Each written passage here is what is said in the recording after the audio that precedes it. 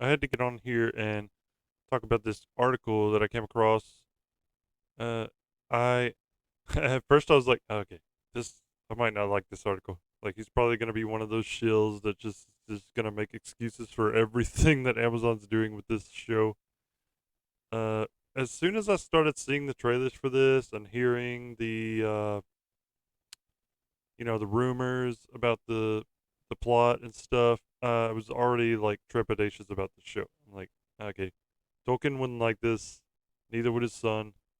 Like his son didn't even like the Peter Jackson movies, cause some liberties were taken, and the article goes into that. Some liberties were taken with certain aspects of the story. The characters, like um, Arwen, gets more to do in the movie than in the book, and some characters were taken out, like Tom Bombadil, and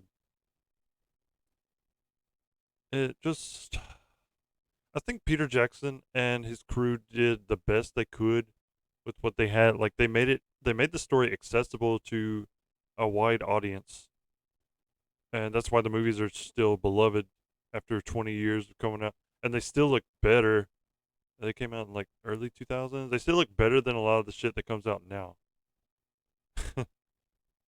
It just goes to show you, like, if you put your heart and soul into something and you dedicate every ounce of your being into creating something, it'll come out great a lot more times than not. And so, yeah, the Hobbit movies I still enjoy. They are flawed. I know that they're not as good as the uh, Lord of the Rings trilogy. The whole thing with that was the studio wanted three movies. Like they wanted to compete with Hunger Games and other things that were coming out. And he in the article he mentions that too, about greed kind of winning over in the end. And that's what's going on with Amazon. They bought this. They bought this, so they're gonna use it, you know, to push their ideologies. Because you could have just done a straight up adaptation of one of these stories. See, there's multiple stories that let um that span thousands of years, but Amazon's going to condense all of it into 5 seasons worth of television. These thousands of years history.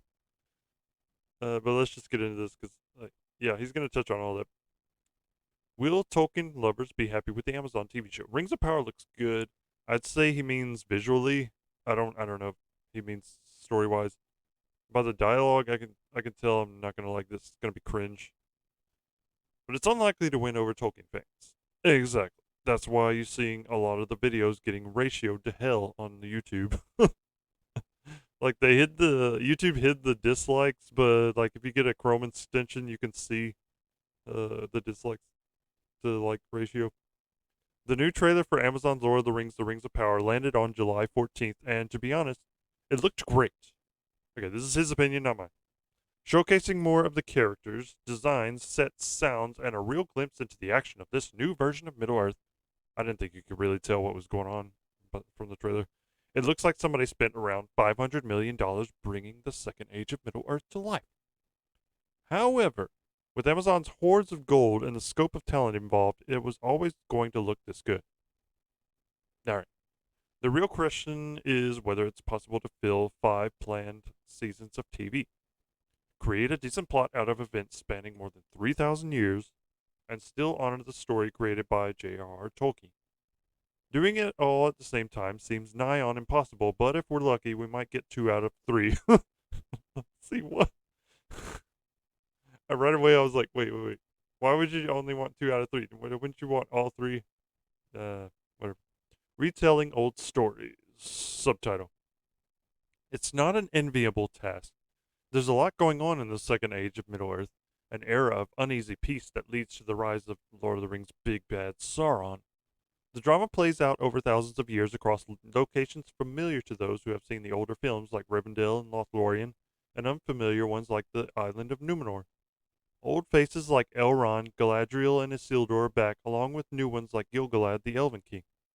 The Second Age ends with the elves and men joining forces to fight Sauron, which we last saw 20 years ago in the opening minutes of Fellowship of the Ring. In order to squish things down into something resembling a plot, lead writers J.D. Payne and Patrick McKay have taken the broad strokes of Tolkien's notes and used them to engineer a story that spans the entirety of Middle Earth. See, Tolkien would not have wanted these notes to even get out, much less be adapted. He was very staunchly against his work being bastardized. He said so much in his letters. Like, I've read all the letters, and uh, he hated Disney for one thing because they adapted, older stories, and I don't want to say bastardized, but yeah, technically they are. Their stories, and like any kind of changes to his story, he was against. Like any kind, like you change the dialogue, even you change any aspect of the characters, you're fucked, man. In his eyes, like he's gonna spit on your adaptation, and I feel like he would spit on this shit. Uh, they've condensed the timeline so that everything happens more or less at once. See, that's dumb. Like, you got characters in this that shouldn't even be around. Like they'd be maybe 1,000 years before they're around, and then you got stuff happening that takes place again thousands of years apart. The fall of Numenor versus Sauron's rise to power. Those do not take place anytime near each other. And they've invented new characters out of whole cloth to try and stitch everything together. See, there was no need to invent new characters. You have like a shit ton of characters in this legendarium. Even just in the appendices, which is the only thing that Amazon has rights to adapt. The Harfoots, one of three types of proto-hobbit. See, they had to have hobbits in this apparently because we just need to follow some hobbits for this adventure to happen. And for us to get invested, I guess is what that's. I'm trying to understand their reasoning here because like you could have just centered this around the elves and we probably would have been fine because most of the history of Middle Earth is told through the lens of the elves anyway. Yeah. In a long-winded yeah, the Harfoots are barely mentioned outside of the Fellowship of the Ring, the book, in a long-winded concerning hobbits prologue. But Amazon's new show has placed the Harfoots center stage, designing costumes and culture and turning them into characters that will be heavily involved in driving some of the plot along. It's the equivalent of turning like Luke Skywalker's throwaway line in A New Hope, "You fought in the Clone Wars," into hundreds of hours of prequel content, which we have now. The Clone Wars is awesome, but that's because George Lucas and his team, took the time to actually develop all the characters. Like Ahsoka, even was hated at first in the Clone Wars movie, and then they developed her character more, fleshed her out. And Asajj Ventress, even though she was badass in the comics, they made her even more badass in the show.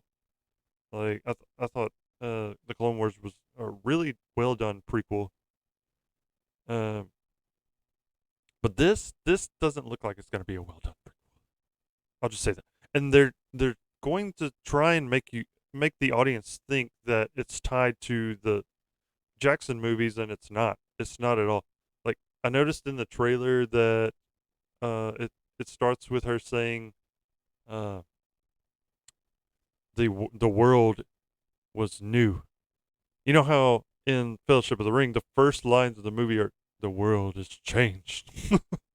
I can see them trying to tie it into that, with those little nuggets like that.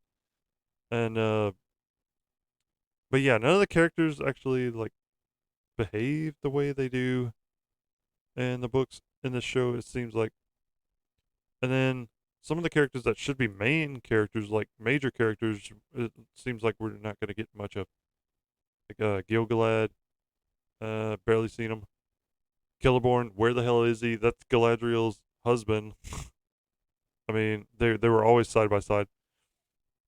Anyway, I digress. Other characters who were previously just named parts of a family tree, like Dwarf King Durin the Fourth, are now flesh and blood people with goals and roles to play in the action.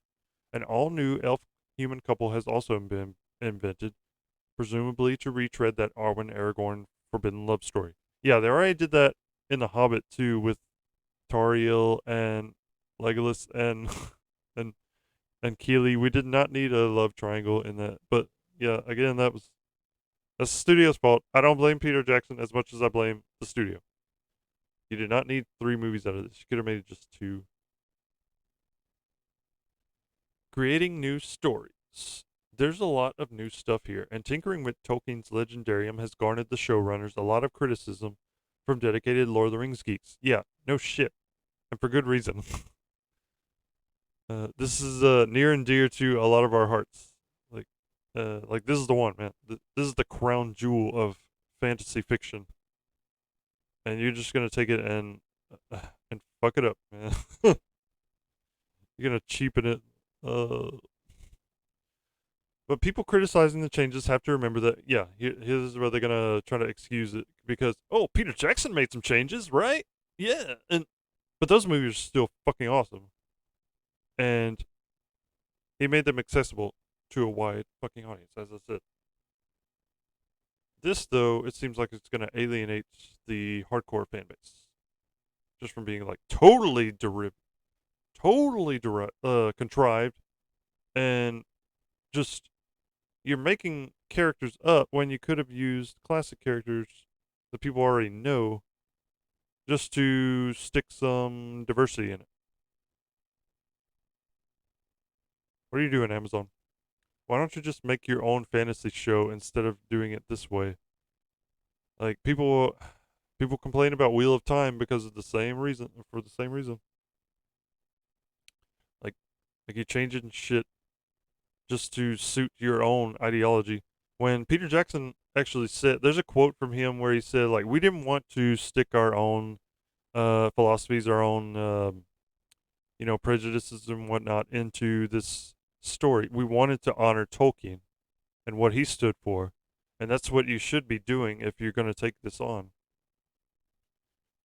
Uh, Aragorn had to be given a character arc. Yeah, his character arc I thought was really good. Arwen's role was beefed up to add more women into the mix. Well, no, she was already there. Okay, I mean, you didn't have to add more women because she was already there. All they did was really switch out her for, I think it was Glorfindel was the one that actually took Frodo across the ford, you know, fought off the Nazgul with the waterfall, with the with the river. But yeah, I've read the books and I've watched the movies and I can understand why Peter Jackson would make these changes. And Tom Bombadil, he's like yeah, many minor characters had to be cut. Um if we consider Tom Bombadil, he is a fascination of Tolkien that he created. But he's this character that, Tolkien was just enamored by, had to stick him in there, and have him meet the hobbits, as a it's kind of a throwaway scene when you think about it, because Tom Bombadil is this being you don't know what or who he is. You just know he's very powerful and very old, and he could take the ring to Mordor, and he even says that. But Tolkien says that, but he would freaking he would just lose interest along the way and drop it. You know, just forget about it. And that it seemed like it just at times in the first novel it seemed like a picaresque novel. This happened, then this happened, then this happened. Especially in that the first few chapters, with the party and everything. You are setting up the story, but at the same time, it's like this misadventure happens, this misadventure happens, and then finally we get into Rivendell and the actual story begins. That's how I feel about it. I don't know how a lot of you feel about it, but yeah, a lot of people I talk to will say like the first few chapters is like a slog, but that's only because Tolkien, like, he was very over descriptive about things like the scenery and whatnot. Uh, but man, I still love reading his stuff. Like I actually just loved reading his letters. Like that was very insightful and very enjoyable. So yeah, they did in the Peter Jackson movies condense the timeline a little bit because, well, of course, they don't tell you that time has passed at all. Like you I mean, you can still make your own conjecture over like how how much time has passed and how much time has not passed. Like when Gandalf runs away to research Bilbo's ring in the books, he's gone for 17 years. I know in the movie it seems like he's only been gone like maybe a week, but yeah, 17 years. Time's been very kind to almost all the changes Jackson made on those films, and they're now seen as the gold standard of fantasy on screen. Yes, for good reason, because a lot of dedication and and just care went into making those movies. Like Jackson cared about honoring Tolkien's legacy. However, Jackson then went and made the Hobbit movies. Yeah, that was the Hobbit movie production was a rocky one. I remember uh reading everything about them when they were being made, like who was making them, like where they were. They were still filming in New Zealand. See, by the way, this Rings of Power isn't even filmed in New Zealand, so it's not even probably going to look like Middle Earth unless they just use digital backgrounds like in the Star Wars shows. But yeah, they didn't film in New Zealand for this because the COVID restrictions. But yeah, Jackson, yeah, he filmed. They were gonna film two movies, but no, the studio said, "No, we want three." They saw dollar signs because they already made three Lord of the Rings movies. Well, why not make three Hobbit movies? Yeah, the only thing is, The Hobbit is only one fucking book, where Lord of the Rings is already three books. Well, technically one book, but three very long parts together. And The Hobbit was pretty short in comparison. I mean, sure, you got a lot happening, like with battles and whatnot. At the same time, it's like you only uh, you only have so much. you know, Hobbit meets dwarves. They go on epic adventure. They they go to a mountain, meet some goblins, run from wargs up a tree, get saved by eagles, meet Beorn, uh, then go into Mirkwood, fight spiders, and get captured by elves, then roll down some barrels into Lake Town, then then uh, go to Lonely Mountain and get the Arkenstone from Smog, and you know the story. But yeah, that's you could have done that in just two movies. And even then, it's kind of a stretch. Yeah, like you could have made one long movie, maybe a 4 hour cut, like the Zack Snyder's Justice League. But yeah, we've seen animated versions of this, that weren't very long, like 90 minutes. That were pretty good. Nah. Jackson went on to make the Hobbit movies, and that was the last time new characters and storylines were created to expand and pad out a Tolkien story. Initially billed as two films, it was expanded into a trilogy to challenge the box office domination of the Avengers and Hunger Games franchise. See? Yeah. That's, it's always about the money. You know it. Especially with these big studios. The results were mixed, to put it politely. Yeah, a lot of people hated them, but I still loved them. The Hobbit, especially the first one, I love the first. The Hobbit trilogy didn't need to be as long as it was, and while the male-dominated story needed a few new characters like Elven Archer Tariel, see, that's where you're wrong. And no reason to add female characters to a male-dominated story.